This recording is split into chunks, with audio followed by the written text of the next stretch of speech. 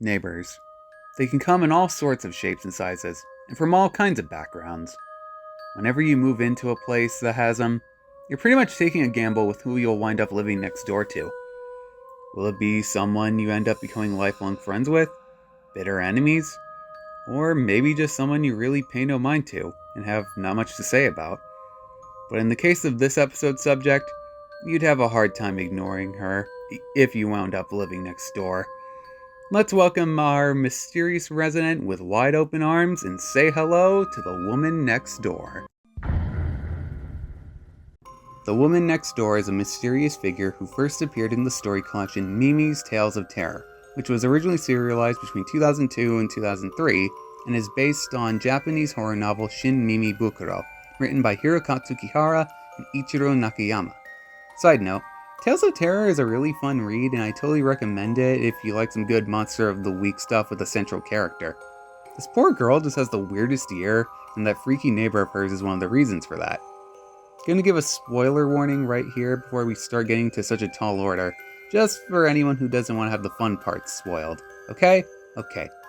To briefly summarize the story, our protagonist Mimi is an average girl who just happens to also be a weirdness magnet with all sorts of bizarre and creepy things getting her involved. One such incident occurs when she moves into a new apartment next to a very peculiar resident, and lets her curiosity get the better of her.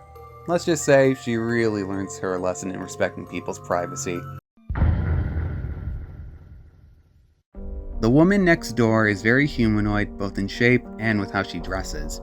Throughout the story, she wears a long black coat, a wide dark hat, and a pair of black gloves to completely hide her lack of proper hands, as well as a scarf and a pair of sunglasses that completely obscures her face. The most eerie part about her, however, are her long, thin metallic limbs that she has for arms and legs, looking like they're made from spare construction materials. We don't see much of her actual body outside these appendages and her short black hair. The closest we get to seeing her face is obscured in shadow, but whatever it is that Mimi saw, if anything at all, it wasn't very pretty. The only real notable ability that this thing has is being able to squash and stretch her metallic limbs to various lengths throughout the story. This actually causes confusion within the story, as it's initially believed that there are 3 women all living together in the apartment, but in actuality, this has all just been the same woman, being seen with various heights at different times. Though it might not seem all that intimidating on paper, she uses this to great effect. Just that money shot with her outside of Mimi's upper story window, or the way her arms shoot around the room is so genuinely creepy.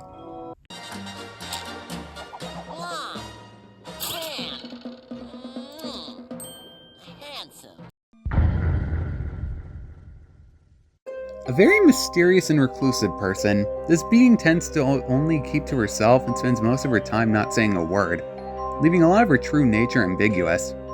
However, if you cross her for some reason, such as invading her privacy, she'll make her frustrations clear. I really get the impression that while she can be scary when she wants to be, she isn't truly malicious at her core. At most, willing to give someone a good scare to learn a lesson. What really supports this is how she left Mimi alive after she blacked out from fear. Despite easily being able to kill her by that point, she felt like that was enough and Mimi had learned her lesson. Really gives off a more neutral stance as far as monsters in these stories go. She isn't really evil, more so someone who just wants to be left alone. And honestly, respect. As far as I can tell, this is the end of the road for our freaky neighbor lady. Like many others, this is her sole appearance both in a story or an adaptation. Gotta say though, an OVA of Mimi's Tales of Terror would be pretty sick. You know, if it's at least given proper time and direction. And of course, even the tiniest crumb of merch would be pretty nice. But we'll just have to wait and see. Well, I'd say that about wraps up this episode. So be sure to tune in next time, and maybe even leave some monster suggestions, and I'll make sure to cover them one day. And also, try to be respectful of other people's privacy, please.